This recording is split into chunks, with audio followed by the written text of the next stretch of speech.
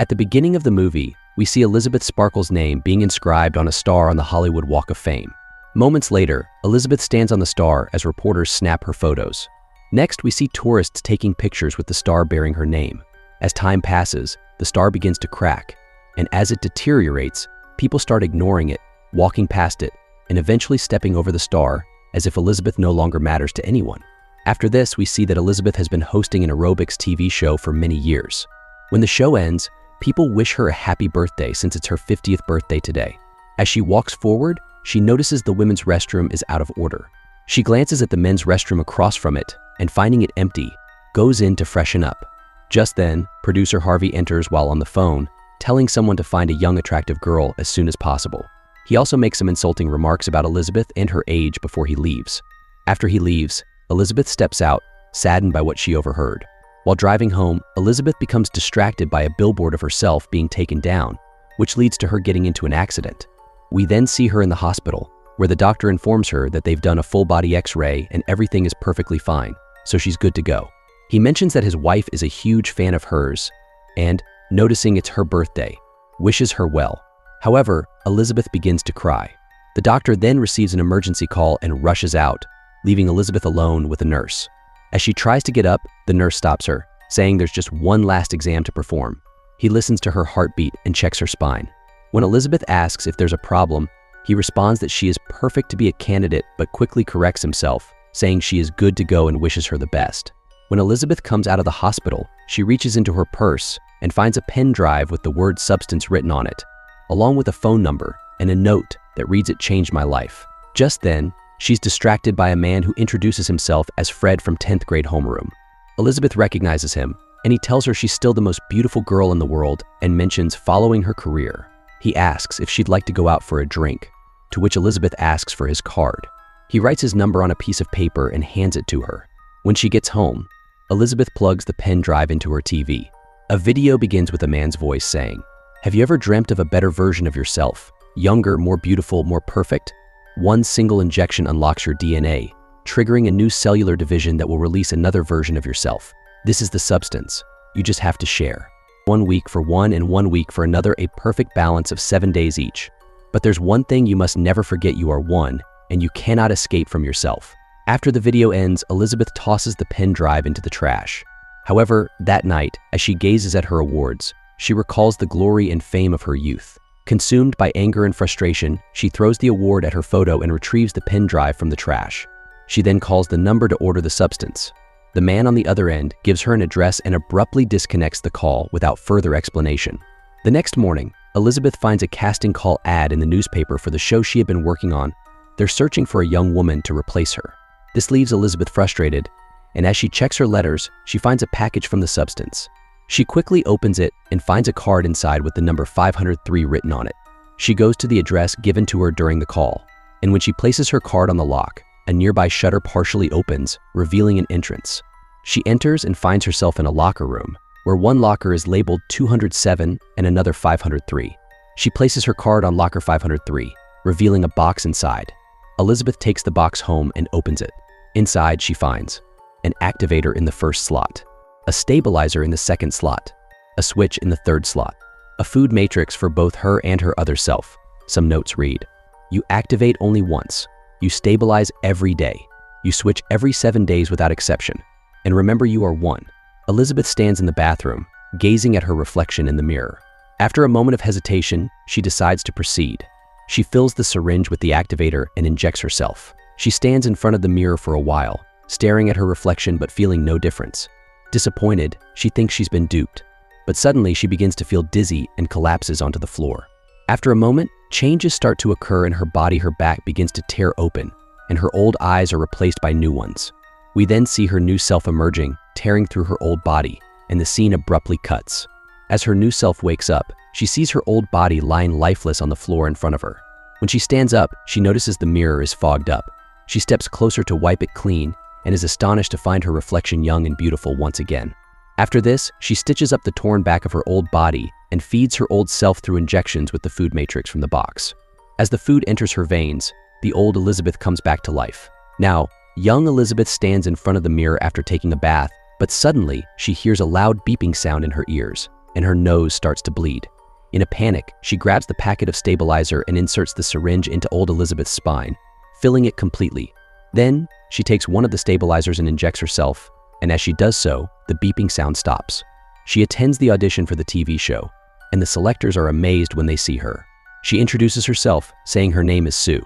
Later, when Harvey sees her, he goes wild over her beauty and hires her immediately, saying they want a show just like her. Before leaving, Sue informs him that she needs to be out of town every other week to care for her very sick mother.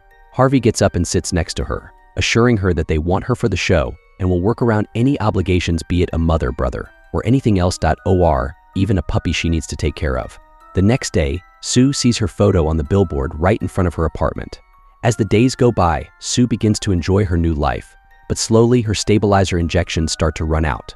On the 7th day, when she has completely run out of the food matrix in the stabilizer, she transfuses her blood into her old body, while also transfusing her blood into herself. As this happens, she suddenly falls unconscious, and old Elizabeth wakes up coughing violently.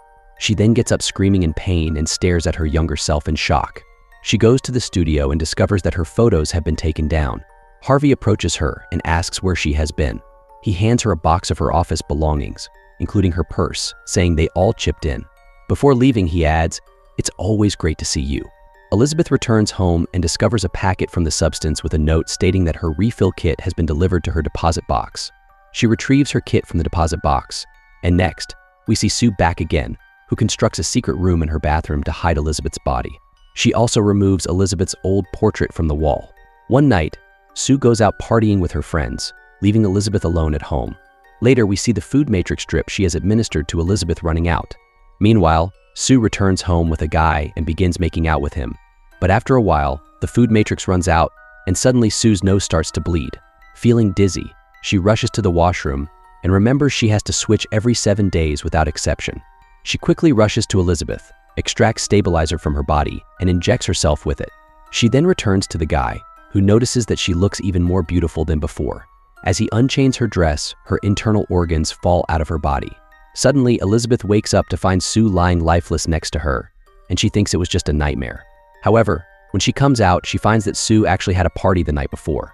She also spots the guy's helmet along with a note that says, "Too drunk to take the bike home." Elizabeth reaches out to take the note but is horrified to see the condition of her finger. Elizabeth calls to report a misuse of the substance, explaining that a few extra hours were accidentally used, causing an alteration. The man on the line informs her that what's lost on one side cannot be reversed. Elizabeth protests, saying she doesn't know what her other self was thinking since she was drunk, to which the man reminds her there's no distinction between them, they are one. He advises her to respect the balance to avoid further issues. Later, Elizabeth watches herself as Sue on TV and, though surprised, begins to hate her new self. Just then, the doorbell rings, and when she peeks out, she finds her neighbor telling Sue that he saw her show on TV and wants to join her class. He invites her over for a drink at his place that night, but Elizabeth doesn't respond, causing him to leave. Later, Elizabeth goes to retrieve her replacement kit.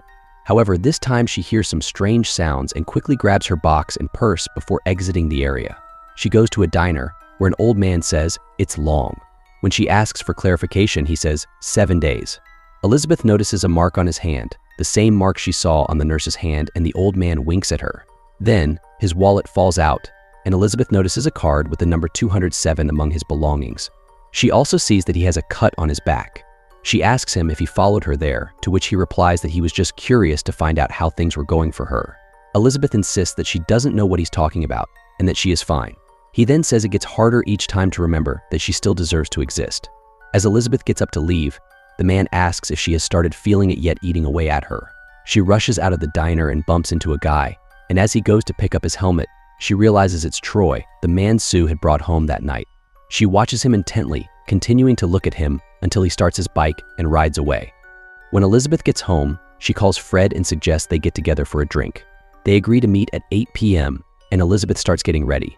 However, no matter how much she tries, she feels she can't match Sue's beauty. This realization makes her very upset and frustrated, leading her to remove all her makeup and ultimately decide not to go on the date. The next day, Sue returns to the show, and while doing aerobics, she is startled when she notices a strange deformation on her butt. She apologizes, saying she got distracted, and one of the crew members suggests starting again. Another crew member whispers something to him, and the man tells everyone that the director saw something bizarre on the monitor.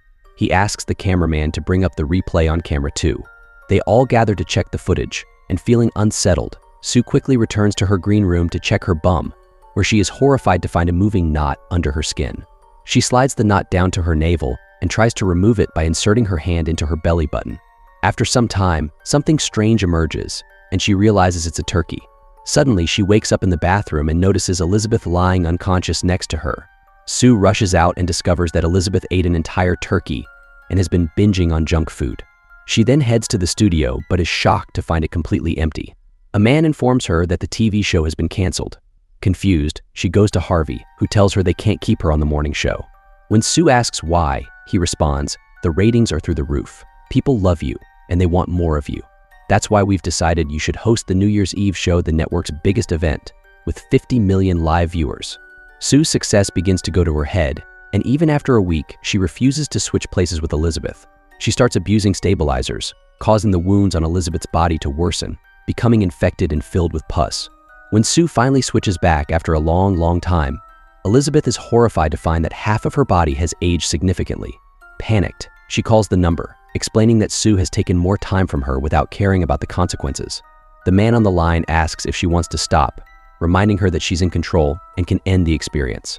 Elizabeth asks if things will go back to how they were, but he says what's been taken won't return, though she can still stop it. She stares at her aged body and says no, insisting the balance just needs to be respected. The man disconnects the call. Later, Elizabeth tries to get up from the chair, but after sitting for so long, her aged leg has become stiff, making it difficult for her to move. Frustrated, she grabs her leg and uses all her strength to straighten it. Once she's able to stand, she walks over to a gift Harvey had given her earlier and opens it, finding a book on French cuisine inside. As Elizabeth heads to the kitchen to prepare a dish from the book, a late-night show featuring Sue as a guest plays on the TV. The host mentions a rumor that Sue is being considered for a movie role and will be hosting the New Year's Eve show. Sue confirms the news with excitement. While in the background, Elizabeth is seen frantically preparing dishes from the book, her anxiety visibly growing. The host claims that Sue has replaced Elizabeth Sparkle and asks if she's a fan of her show. Sue replies that she can't really say she watches it, they're not exactly from the same generation, and she finds Elizabeth's show a bit old-fashioned. This statement angers Elizabeth, significantly leading her to vent all her frustration on the turkey she's preparing. The host then asks Sue if she would share one of her little beauty secrets with the audience. Elizabeth shouts at the TV, urging Sue to reveal who her little beauty secret really is. Sue responds that she just tries to be herself. Frustrated by Sue's answer, Elizabeth throws eggs at the TV and then at the window before she grabs her purse and covers the window with newspapers to block out Sue's face. When Elizabeth finally switches to Sue, she is shocked to see the state of the house. Angrily, she goes to Elizabeth and starts extracting the stabilizer from her body, filling multiple cups with it to ensure she doesn't have to go through this again. 3 months later, we see Sue during her photo shoot for the New Year's Eve show, which is set to take place tomorrow. She beams with happiness, seeing a large billboard featuring her installed right in front of her apartment. Then a man approaches her and asks, coming to bed, to which she replies that she will be right there. She heads to the bathroom to extract the stabilizer from Elizabeth, but to her horror, she discovers that there is nothing left in Elizabeth's body. Panicking, she grabs her purse and calls the number, explaining that there is no more stabilizer fluid. Just then, her nose begins to bleed, and the man on the line tells her that she has drained it all out. If she wants more, she must allow the fluid to regenerate. Desperate, she asks how to do that, and he replies that she simply needs to switch, as the switch reboots the fluid secretion process. Feeling dizzy, she collapses but somehow manages to crawl toward the switch pipe. The man hears the noise and walks toward the washroom to check on her. But before he can enter, Elizabeth manages to shut the door and lock it. Noticing blood outside the door, he assumes she is just having her period and calls out for her to open the door. Inside, Elizabeth looks at herself in the mirror, horrified by what Sue has done to her. Filled with anger, she yells at the man to get out. Shocked, he asks, "Who is this?" Elizabeth tells him to leave her alone. After he leaves, Elizabeth steps out of the washroom but collapses from weakness. Gathering her strength, she manages to get up and goes to her room to grab her phone from her purse. She calls the number and tells the man that she wants to stop. He warns her that once she stops, she can't go back. Elizabeth insists that she wants to end it, and the man says they will deliver the termination kit before disconnecting the call. Elizabeth puts her portrait back in its place. The next day, she receives a note informing her that the final kit has been delivered to her deposit box. She retrieves the final kit drags Sue to the living room, and opens the box containing the termination injection. Without hesitation, she assembles the syringe and prepares to inject Sue. But a voice asks if she is sure, reminding her that once she stops, she can't go back and will be on her own. Elizabeth tells the voice to shut up and injects Sue with the fluid, slowly releasing it into her body. After a moment, she realizes what she has done, pulls the syringe out, and exclaims that she can't go through with it. "I need you. I need myself," she says, telling Sue that they have to get ready for their big night and insisting that everyone will love her so much. In desperation, Elizabeth starts the switching process. After a moment, Sue wakes up, and they are both in shock, seeing each other alive. As they get up, Sue notices the termination syringe on the floor and, filled with anger, rushes to attack Elizabeth. Elizabeth tries to run, grabbing her purse, but Sue kicks her, sending her flying back. Sue then picks Elizabeth up and tries to strangle her, but Elizabeth manages to grab a vase from her purse and hits Sue with it. Sue chases Elizabeth, but Elizabeth locks herself in the bathroom. Sue breaks open the door and storms inside. As Elizabeth gets up, Sue kicks her, causing her head to slam against the wash basin. Sue then forces Elizabeth to look at her reflection in the mirror before smashing her head into it repeatedly until Elizabeth collapses. Elizabeth struggles to escape, but Sue pursues her and kicks her, causing her to fall away. Sue approaches and kicks her repeatedly, delivering fatal blows. When Sue comes to her senses, she realizes the gravity of her actions and begins to cry. Next, we see Sue getting ready for New Year's Eve. However, her condition worsens, and one of her teeth suddenly breaks and falls into the wash basin. Alarmed, she checks her other teeth, and to her horror, they start breaking as soon as she touches them. She tries to pull herself together and steps out, but Harvey approaches her and introduces her to the shareholders. Sue remains silent, prompting Harvey to ask if everything is okay. When she nods, he encourages her to smile, saying, "That's what they want tonight after they leave." Sue rushes into the elevator. As she presses the button, her nail breaks. Terrified, she yanks the broken nail out, only for her ear to suddenly fall into her hand. Panic intensifies, but she manages to return to her apartment. Frantically, she searches for the activator inside her purse. Ignoring the warning, she injects herself, hoping to become a better version of herself. After a while, she collapses as multiple pupils appear in her eyes. Her back begins to crack, causing her to scream in pain. Eventually, a new version of her rises, but to her horror, she transforms into a grotesque creature with Elizabeth's face on her back. Later, we see Sue getting ready and pasting a cutout of Elizabeth's face over her own. She heads to the chute and begins her speech, but her mask falls off, stunning the audience. They see her monstrous form, and suddenly a breast protrudes from one of her eyes and falls out, causing a woman to scream. A man shouts, monster chaos erupts, and people scream as another man calls for someone to shoot the creature. Sue pleads with them, insisting that it's still her. But panic ensues, and people push her around, causing her to fall. She cries out, saying, "It's me," but as she gets up, a man hits her with a mic stand, causing her head to explode. To everyone's shock, they watch as a new head begins to regenerate. Blood oozes from her broken hand onto the audience, creating a stampede. Sue somehow escapes, but she breaks her leg and falls apart on the road. Elizabeth's face gasps and crawls out, sliding toward the star on the Walk of Fame. She watches as sparkles rain down from the sky, and a spotlight shines on her, giving her visions of fame and adoration from the crowd. But in a chilling turn, she melts into a pool of blood. The next day, the blood is cleaned up, and the movie ends here.